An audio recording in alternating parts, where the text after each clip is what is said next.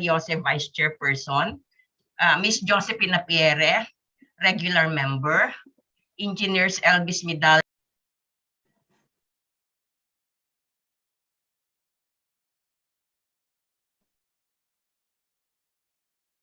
Yari. Nag-lose yata si Attorney Lolit po.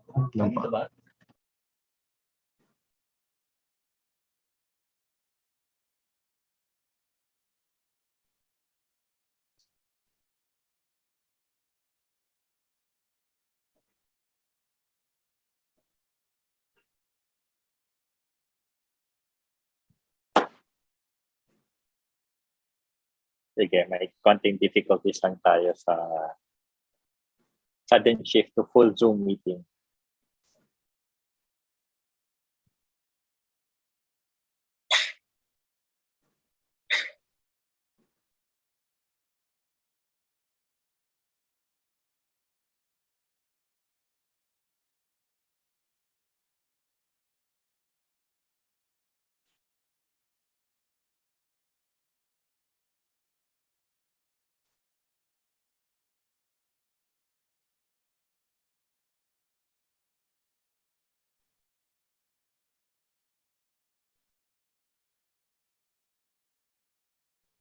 Hello, Attorney Solis.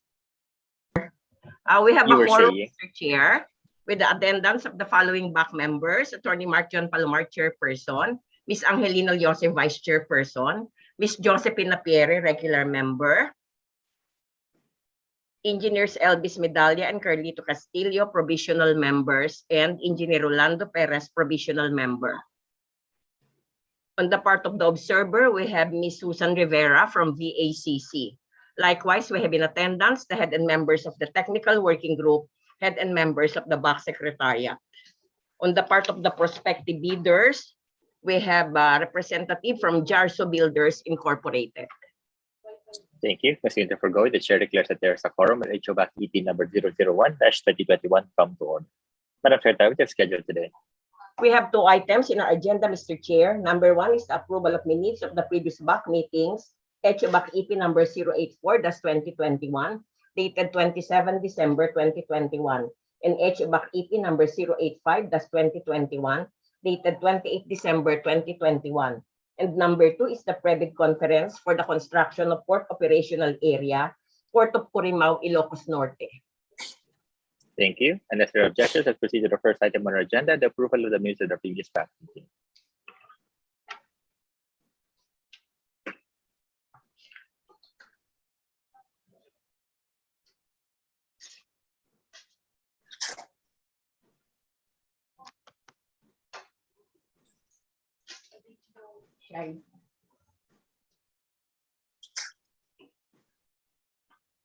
Unmute mo. Wala.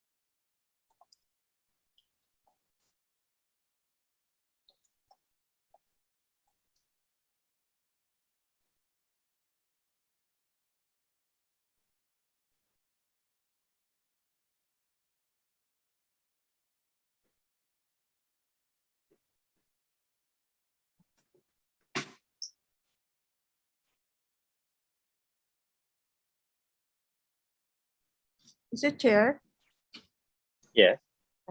I move for the approval of the minutes of the previous BAC meetings, HO-BAC-EP number 084-2021, held on 27 December 2021, and HO-BAC-EP number 085-2021, which was held on December 28, 2021. Second the motion, Mr. Chair. Thank you. It has been moved as second to approve the minutes of the previous BAC meeting. For position thereto. Hearing none, the minutes of HO-BAC-EP number 084-2021 held as December 27, 2021, and the HO-BAC-EP number 085-2021 held as September 28, 2021 are hereby approved as presented. Let's proceed to the next item on our agenda, the pre-bid conference. Madam Secretariat. For the proposed construction of Port Operational Area, Port of Corimao, Ilocos Norte, the project was posted on the PPA and PhilJEP's websites on 21 December 2021 with an approved budget for the contract of 154,885,070 pesos and 97 centavos. For this project, we have prospective bidder from FinMap International Resources Incorporated, represented by Ezra Larita. Good morning po. Good morning. Can you turn on your camera? Okay, Mr. Larita, do you have any questions for us? Wala pa naman po ngayon. No questions, Madam Secretariat. Okay. For the information of the prospective bidder, please be informed that we have a new requirement for the bidding to be held this year, 2022. Your application for mayor's permit, the renewal, and the tax clearance, and the other three eligibility requirements should be submitted to the PhilJEPs and not to the BAC.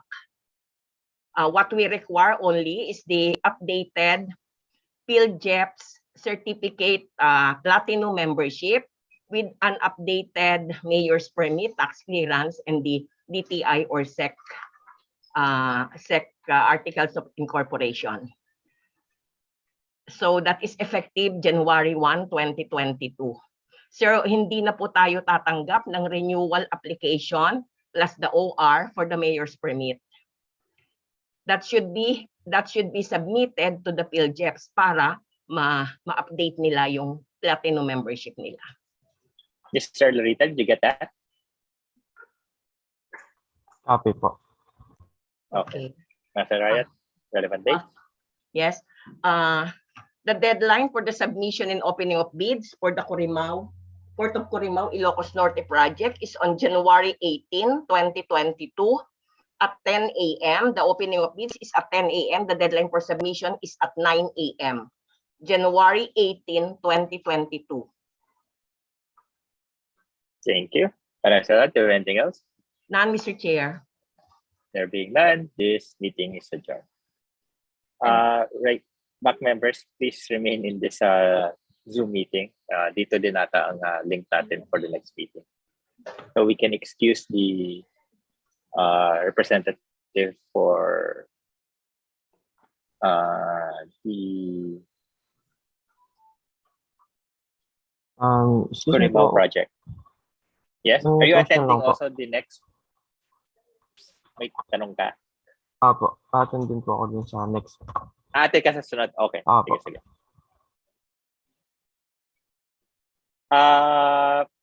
Meron bang other interested bidders sa sunod? Attorney Solis, na kailangan i-join mo na. Meron po ang sa Jarso Builders. Andito. Yun yung si Larita ba yan?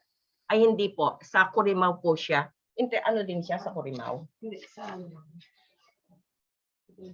Sir, isa lang po dun sa next project, yung siya din. Jarso Siya din. Builders. Iba po, iba. Iba. Eh, sabi niya, sasali daw siya ngayon eh. Wala pa siya kasi sa list. Okay. So, pa-join natin yung representative ng isa. Film. Akin na yung ano.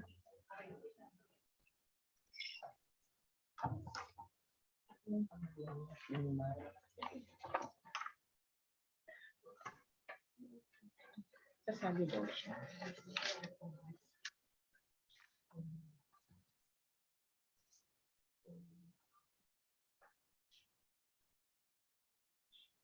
Okay, Attorney Solis. Yes. Okay na? Opo. Okay, i-acknowledge mo lang yung attendance ng representatives considering that same BAC members and technical working group and secretariat. Opo. including the representatives from the prospective bidders. We have from Jarso Builders Incorporated, Mr. Wesley Esguera, and Ezra Larita from Finmat International Resources Incorporated.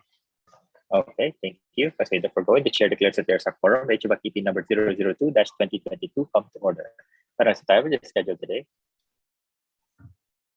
We have a lone item in our agenda, Mr. Chair, and that is the private conference for the proposed repair, rehabilitation, and reinstallation of 285 existing buoys and supply installation of one set as a replacement for missing aid to marine navigation at ports under the jurisdiction of PMO Palawan, PMO Bohol, PMO Davao, PMO Negros Oriental, Siquijor, PMO Misamis Occidental, PMO Marquez, Eastern Leyte Samar, and Panay Guimaras, Palawan, Iloilo, Tacloban, Bohol, Negros Oriental, Siquijor, Osamis, Marinduque, Quezon.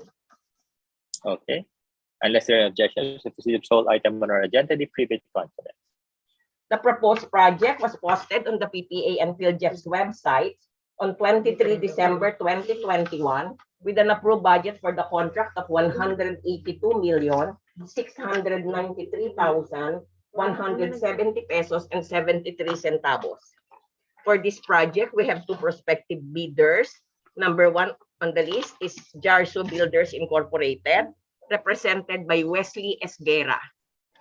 Okay, Mr. Esguera, do you have any questions for us?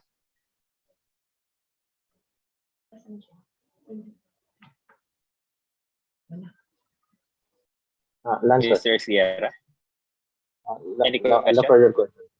No further questions. Okay, Mr. Kayat.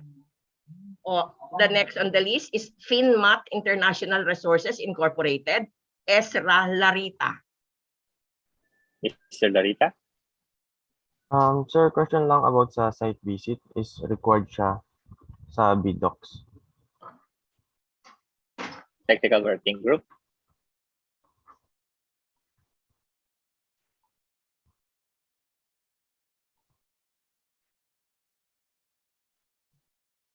Technical Working Group? There's a question regarding the site visit. Sir, with regards to the site inspection, it is no longer required, but the bidder may conduct the said inspection at his own in coordination with the respective PMOs and the DSD. What day po kaya kami pwede mag-site visit po?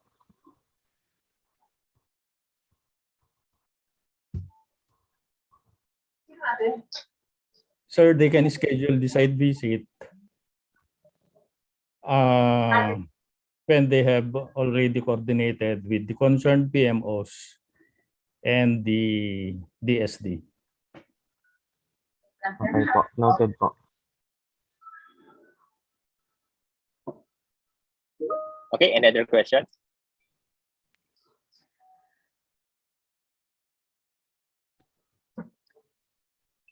Mr. Larita, any other question? None na po. Okay, Madam Secretariat. Likewise, Mr. Chair, I would like to inform the prospective bidders of the new requirement of the GPPB regarding the submission of the mayor's permit, tax clearance, and the DTI or Securities and Exchange Commission articles of incorporation. The BAC will no longer accept the submitted renewal or application for renewal, but you have to submit it at PhilJeff's so that they will update your certificate, Platinum membership, PhilJeff's Platinum membership.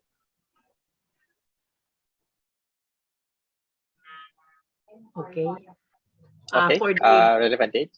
for the relevant date, the submission and opening of bids for the repair of the 285 buoys is on January 17, 2022. Deadline for submission is at 9 a.m. Opening of bids is at 10 a.m.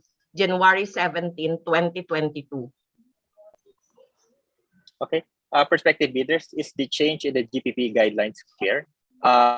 We will know the document which you present to us from the GPPB should be updated. You can no longer submit an updated mayor's permit or tax clearance in lieu of a expired document submitted to the GPPB. Okay? Okay, sir, noted. Okay. Also, Mr. Larita, this is the same requirement which we mentioned in the earlier pre-bid conference. Okay, Madam Secretary, anything else? None, Mr. Chair. There being none, this meeting is adjourned. Thank you.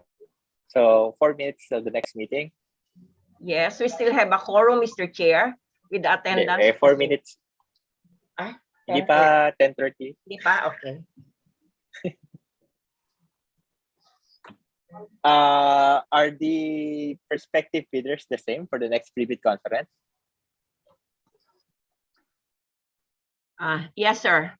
We have the representative from the prospective bidder. Hindi, si Mr. Esguerra umalis ata. Kasama ba dapat pa siya? Hindi na po siya kasama. Okay, okay. Yun pong Patrick Asilo. So wala na silang dalawa. Si Isa lang. Patrick. Wala. Dito si Patrick. Okay. So let us wait 3 minutes.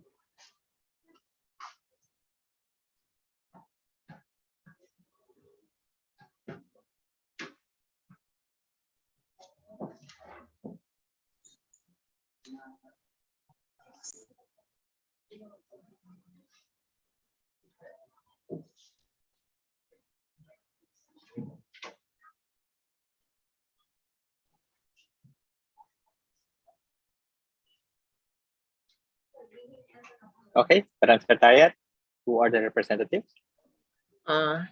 We have a quorum, Mr. Chair. In addition to the attendees, we have representatives from the prospective bidders, MRB2 Construction Corporation, joint venture with Mancol Construction Corporation, represented by Mr. Patrick Asilo. Hi, ma'am. Good morning. Thank you. Consider foregoing. The chair declares that there's a quorum. HO-BAC meeting number 003-2022 come to order. Our time is scheduled today. We have 2 items in our agenda, Mr. Chair. Number 1 is the pre-bid conference for the construction of port operational area with Roro Ramp, Port of Tablas, Poktoy, Romblon, Number 2 is the bid evaluation report for the proposed construction and offshore installation of marine navigation at ports of Borongan, Giwan, Maguinoo, at Balogan, San Isidro, Calbayog, and San Jose, Samar Island, and Liloan, Southern Leyte. Under letter B is the construction bid evaluation report for the construction of port operational area, Port of Calapan, Calapan Oriental, Mindoro. Thank you. Unless there are objections, let's proceed to the first item on our agenda, the pre-bid conference. Madam Secretariat.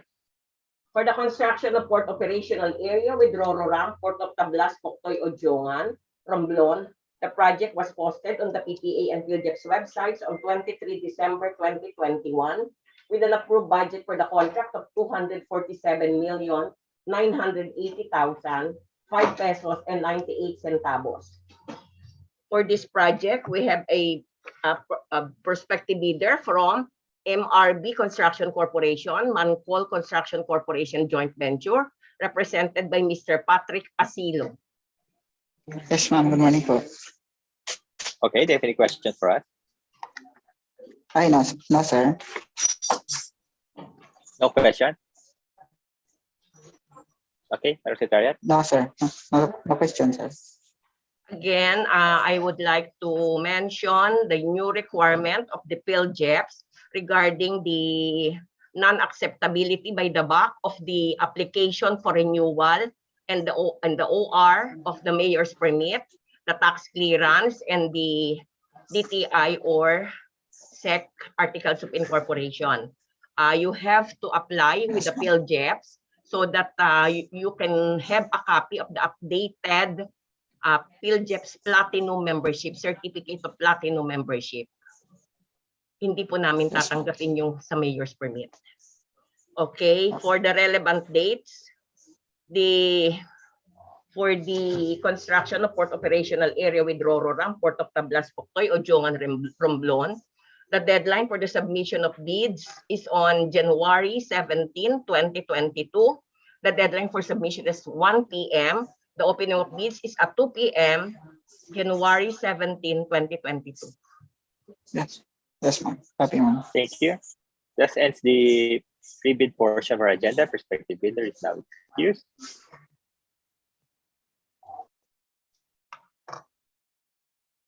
Let's proceed to the next item on our agenda, the bid evaluation report. Since the technical working group ready to submit its report, Yes, Mr. Chair. please proceed. Good morning, Mr. Chair. Good morning to all of us. Bid evaluation report on the proposed construction and offshore installation of aids to marine navigation at ports of Borongan, Giwan, Maguinoo, at Balogan, San Isidro, Calbayog, and San Jose, Samar Island, and Liloan, Southern Leyte. LFP MDO number 036-2021. The scope of work, general expenses, marine navigation system, solar powered lighted buoy assembly, aids to marine navigation, reimbursable items. The approved budget for the contract to be bid as published is 526,355,820.28 centavos. In response to the invitation to bid, two bidders secured the bid documents, namely Jarso Builders Incorporated, BAC Builders. The two bidders dropped their technical and financial envelopes in the bid box located at the back office, 5th floor, PP8 Corporate Building, Bonifacio Drive, South Harbor, Port Area, Manila, before the deadline of 9 a.m. on 27th of December 2021. The opening of the bid was held on 27th of December 2021 at 10 a.m. at Function Room, 7th floor, PP8 Corporate Building, Bonifacio Drive, South Harbor, Port Area, Manila. The first envelope of the two bidders were opened and checked by the BAC members to determine the contractor's compliance, PhilJEP certificate, registration of membership, pickup license, and special pickup license, joint ventures, and etc. After due evaluation by the BAC and a motion duly made and properly seconded, the two bidders were declared passing with the requirements of the first envelope. After the first envelope were opened and verified as to completeness, the second envelope of the two bidders were opened. The documentary requirements were checked and the bid prices were read by the chairman and then recorded. The two bidders were able to comply with the documentary requirements for the second envelope. As a first step to determine the correct calculated bid, detailed evaluation of the bids was undertaken. The bid offer of the two bidders conformed to the required items specified in the bill of quantities of the bid proposal. No deviation were found in the bid proposal of the bidders. Arithmetical or computational error as well as variances between the total bid prices and extended unit bid prices was found on the bid proposal of Jarso Builders Incorporated minus 0.05 centavos. The ranking of the total calculated bid prices were not affected. Pursuant to Rule 9, Section 32 of the 2016 revised IRR of RA number 9184, and based on the result of the bid evaluation, which was found to be in order, the TWG recommends to declare Jarso Builders Incorporated at its calculated bid price of 525,855,820 and 23 over 100 pesos as the lowest calculated bidder, and that post qualification be conducted on the said bidder. That's all, Mr. Chair.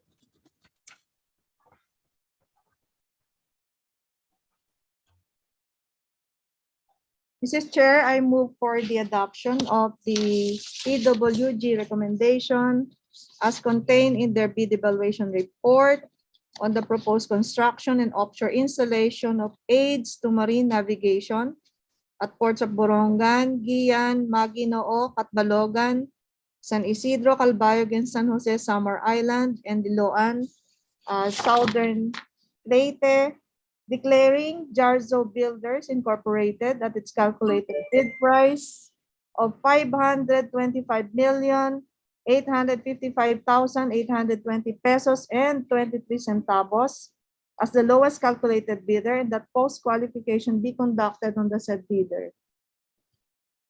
Second the motion, Mr. Chair.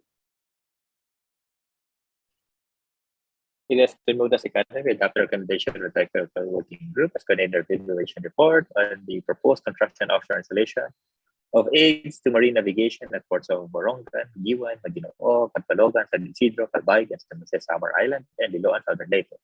There are any position there too? None, Mr. Chair. There being none, Jarso Builders Incorporated has calculated bid price of 525,855,820 pesos and 23 centavos. It is hereby declared as the lowest calculated bid. Technical working group hereby to proceed the post qualification center. Yes, Mr. Chair. Next report.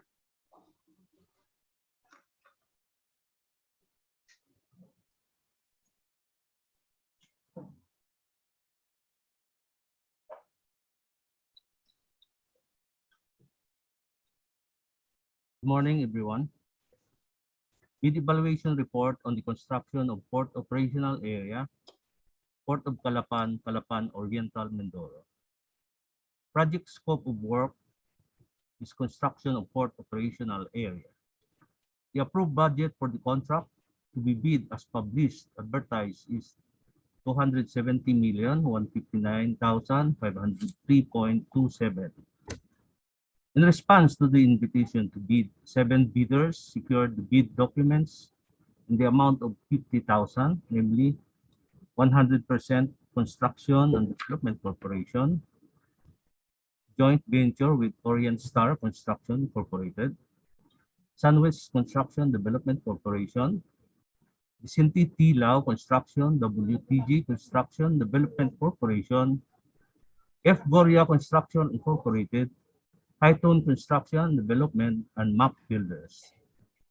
The 7 bidders dropped their technical and financial envelopes in the bid box located at the back office before the deadline of 9:00 a.m. on December 28, 2021.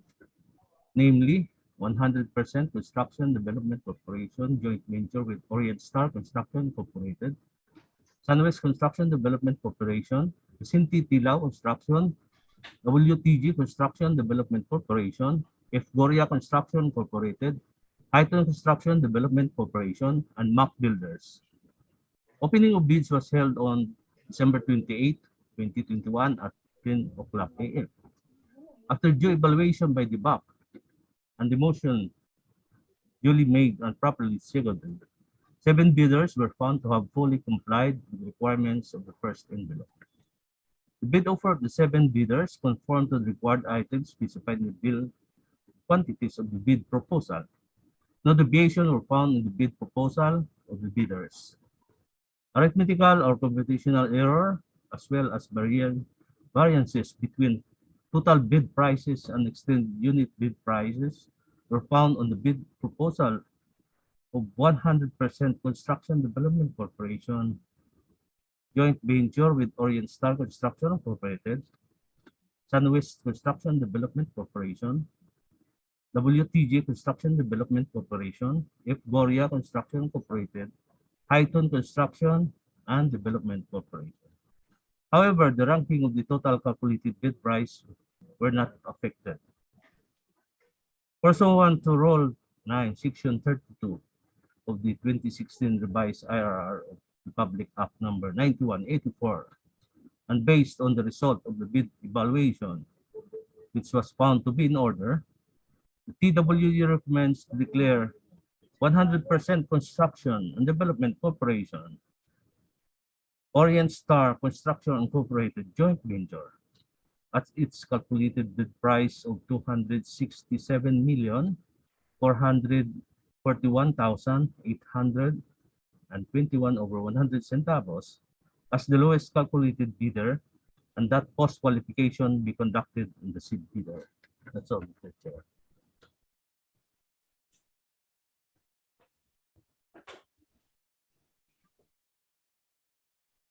Mr. Chair, I move for the adoption of the TWG recommendation as contained in their bid evaluation report on the construction of port operational area, Port of Calapan, Calapan Oriental, Mindoro, declaring 100% Construction and Development Corporation joint venture with Orient Star Construction Incorporated at its calculated bid price of 267,441,018 pesos and 21 centavos as the lowest calculated bidder, and that post qualification be conducted on the said bidder.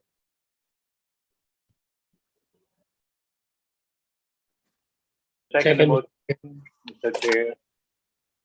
It has been moved as seconded. We adopt the recommendation of the Technical Opinion Group and contain their bid evaluation report on the construction of port operational area, Port of Calapan, Calapan Oriental.